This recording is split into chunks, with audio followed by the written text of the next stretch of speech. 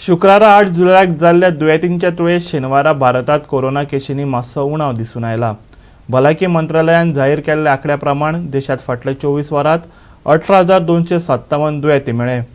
देशात 42 जाणांक मरण आयला। गोंयांत लेगीत 111 नवे दुयेंती सापडल्यात जाल्यार एकल्याक मरण आयला। देशातली कोरोना महामारी थांबपाचे नाव घेयना।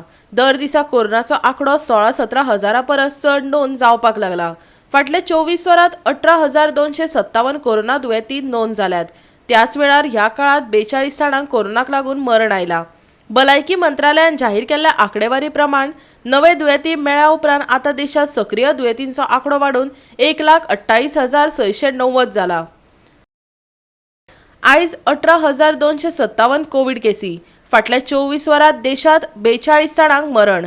दिसपट्टो पॉझिटिव्हिटी रेट 4.22%, सप्तकी पॉझिटिव्हिटी रेट 4.8%।